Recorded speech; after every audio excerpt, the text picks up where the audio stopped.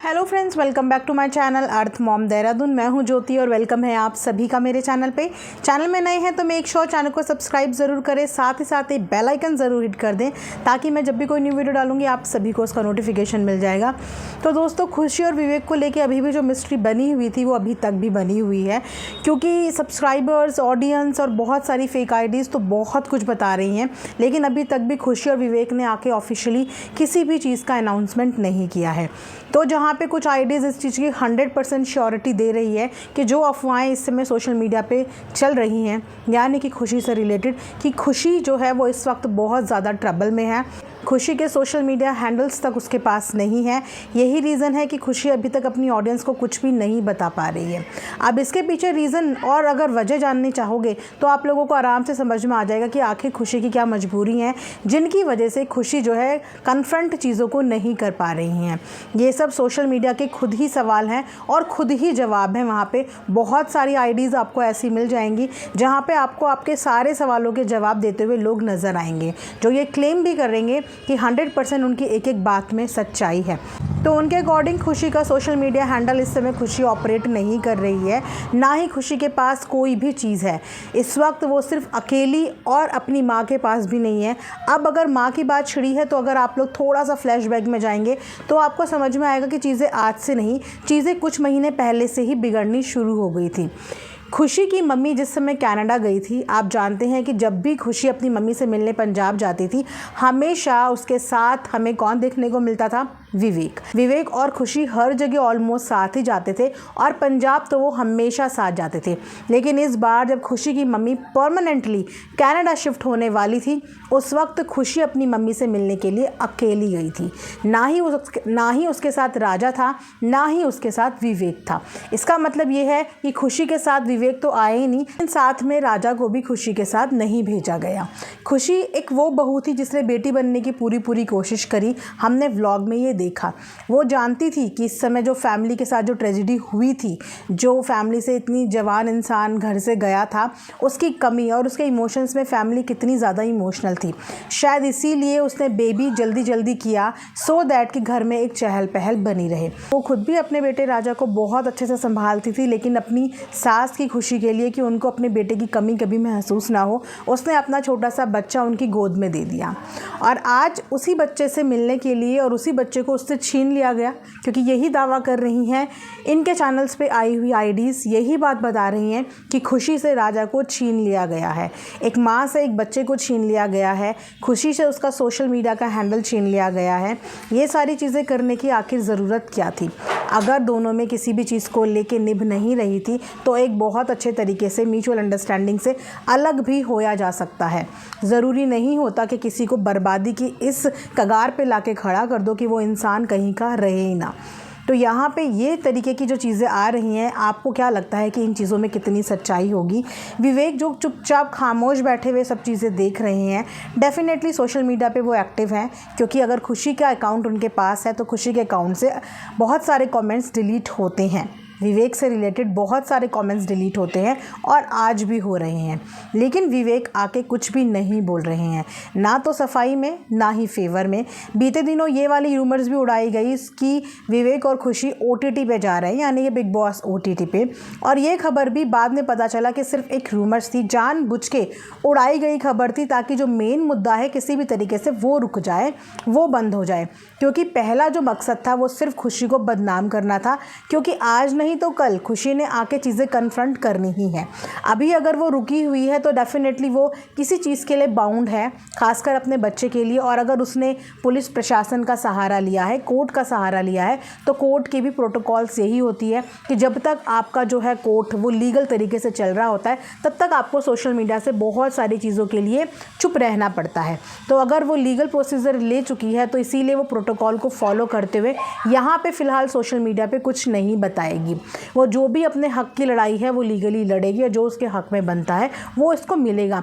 लेकिन आपको ऐसा नहीं लगता कि हिस्ट्री जैसे वापस से रिपीट हुई है, या बार बार अलग होने का मतलब होता है कि सामने वाले को कंप्लीटली बर्बाद करना? क्योंकि अब बहुत सारे सब्सक्राइबर इस चीज़ को रिलेट करने लगे हैं पारस और स्नेहा वाले कांड से, कि उस वक्त स्नेहा के साथ भी सेम चीज़ें हुई थी कि स्नेहा का भी सोशल मीडिया हैंडल जो है वो डिलीट कर दिया गया था।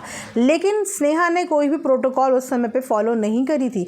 उसने अप फ्रंट आके कन्फ्रंट करके सोशल मीडिया पे धज्जियाँ उड़ा दी थी। एक एक सबूत, एक एक रिकॉर्डिंग, एक एक वीडियो, सब कुछ उसने सोशल मीडिया पे आके बता दिया था। तो अगर चाहे तो खुशी भी ये सब चीज़ें कर सकती है। अगर खुशी के साथ इतना सब कुछ हो रहा है तो खुशी भी ये सब चीज़ें कर सकती है। शायद डिफरेंस सिर्फ इतना था कि उस वक्त अपने बच्चे के लिए इतना कंसर्न वहाँ पे स्नेहा नहीं थी जितनी कंसर्न यहाँ पे शायद खुशी है। क्योंकि अगर उसे बच्चे का कंसर्न नहीं होता तो वो सब चीज़ें कर सकती थी जो उस वक्त में स्नेहा ने करी थी। जैसे कि एक एक चीज़ें दिखाना, एक एक चीज़ें बताना, सोशल मीडिया से आगे रूबरू होना, क्योंकि वो एक जाना माना फेस है। वो कोई भी आईडी बना के आएंगी तो उन्हें देखने के लिए लोग ज़रूर जाएंगे। जिस तरीके से स्नेहा को बहुत जल्दी नेम फेम मिल गया था, आज उन्होंने मिलियंस भी क्रॉस कर लिया है, तो वैसे ही खुशी को भी मिल सकता था। लेकिन खुशी अगर चुप है इस वक्त, तो अगर लीगल प्रोसेस फॉलो कर रही है तो उसके लिए या फिर अपने बच्चे के लिए। तो आप बताइए कि खुशी ने जिस घर पे इतना भरोसा दिखाया, जिस घर ने हमेशा ये बताया कि बहू हमारी बेटी है, बहू हमारी बेटी है, आज जब उस घर की बहू को सच में रिश्तों की ज़रूरत है तो उन्होंने बिल्कुल ही कन्नी काट दी। वो भी तब जब खुशी का पेरेंट्स भी यहाँ पर नहीं है। इस वक्त अगर देखा जाए तो खुशी के साथ कोई भी नहीं है, ना ही उसकी सोशल मीडिया फैमिली, ना ही उसकी अपनी खुद की रियल फैमिली। तो आखिर फिर खुशी है कहाँ? अगर खुशी विवेक के घर पे नहीं है, विवेक की फैमिली के साथ नहीं है, तो खुशी इस वक्त है कहाँ? सवाल ये पैदा होता है, क्या वो सेफ़ है? क्या वो ठीक ठाक है? वो सही सलामत है? क्योंकि अब ऑडियंस का कंसर्न खुशी की हेल्थ को लेके हो गया है, उसकी सिक्योरिटी को लेके हो गया है। क्योंकि खुशी जिस तरीके से गायब हुई है और जिस तरीके से खबरें आ रही हैं, साथ ही साथ विवेक के पापा को लेके भी बहुत सारी खबरें आ रही हैं। खैर, इस बारे में हमने पहले भी एक लाइव के दौरान सुना था कि इनके पापा पे कोर्ट केस चल रहा है, कुछ केस चल रहा है, ये बेल पे बाहर है। लेकिन एग्जैक्टली वो केस किस चीज़ का है इसके बारे में आइडिया नहीं था। लेकिन इस पूरे इंसिडेंट के बाद बहुत सारी चीज़ों के बारे में ट्रांसपेरेंसी मिली है।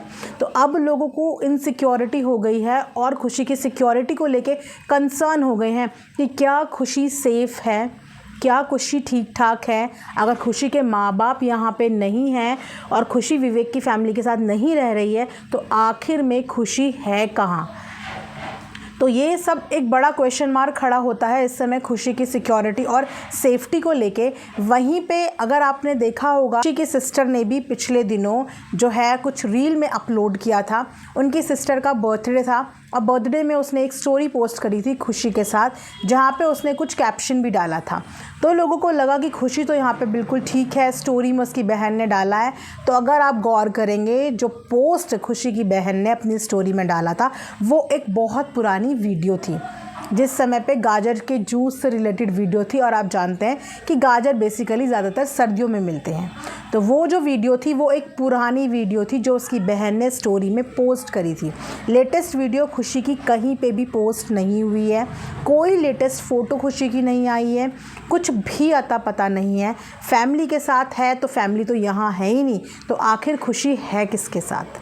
अगर खुशी अपनी बहन के साथ भी होती तो उसकी बहन कुछ तो अपडेट देती, लेकिन उसकी बहन भी साइलेंट है। इनफैक्ट विवेक ने उसकी बहन को अनफॉलो तक कर दिया है। वहीं पे खुशी को भी विवेक के भाई ने, मामा के बेटे ने अनफॉलो कर दिया है।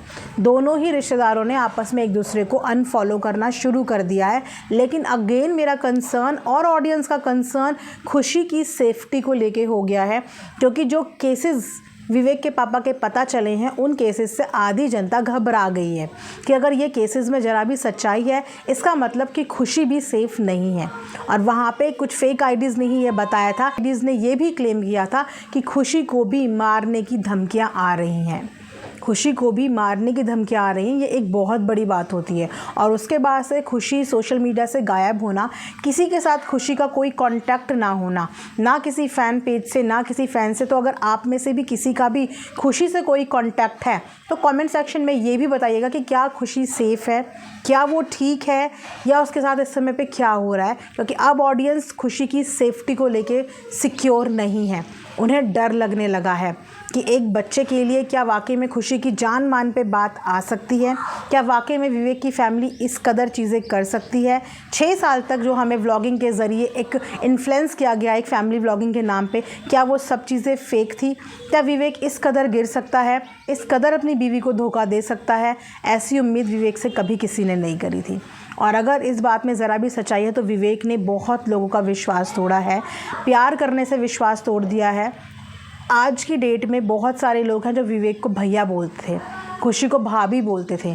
भाई भाई बोल के तो सोचे विवेक ने कितनी बहनों का विश्वास तोड़ दिया, कितनी बहनों का दिल तोड़ दिया। अगर ये बात सच निकली कल को तो विवेक ने वाकई में बहुत अच्छा एग्जाम्पल यहाँ पे सेट कर दिया कि कभी किसी पे विश्वास मत करो, कभी किसी से प्यार मत करो, और कभी किसी को अपने सोशल मीडिया हैंडल्स मत दो, चाहे वो आपकी परछाई क्यों ना हो।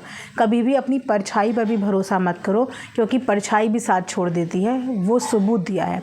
पति पत्नी का बंधन 7 जन्मों का होता है। अगर आपकी एक दूसरे से नहीं निभती है तो लोग अपने रास्ते अलग करते हैं। बॉलीवुड सेलिब्रिटी बनने का इनका ख्वाब, उसी ख्वाब को पूरा करने के लिए मुंबई गए तो मुंबई में जाके उन सेलिब्रिटी की लाइफस्टाइल भी देखते कि जब वो लोग आपस में एक दूसरे से अलग होते हैं, सेपरेट होते हैं, तो किस डिग्निटी के साथ सेपरेट होते हैं। कोई किसी को पर्सनल हार्म नहीं पहुंचाता, एक म्यूचुअल अंडरस्टैंडिंग से सब अलग होते हैं।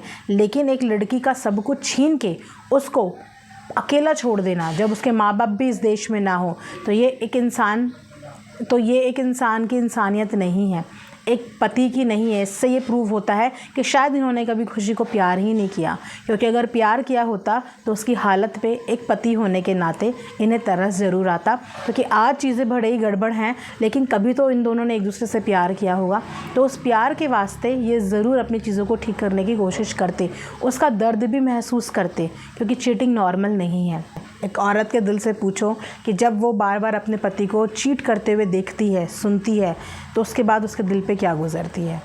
तो cheating is not a normal thing. आजकल लोगों ने फैशन बना दिया है चीटिंग को, और सोचते हैं कि एडजस्ट करो, पता चलता है तो इग्नोर करो, माँ बाप को बताओ तो एडजस्ट करो। ऐसे ही होता है आजकल, यही ट्रेंड चल रहा है। जी नहीं, हम उस ट्रेंड का हिस्सा नहीं है, और ना हम उस ट्रेंड का हिस्सा बनना चाहते हैं। और मैं आप लोगों को भी यही बोलूँगी कि उस ट्रेंड का हिस्सा मत बनिए, ऐसे गलत ट्रेंड को फॉलो ना करिए, ना ही ऐसे गलत ट्रेंड का हिस्सा बनिए।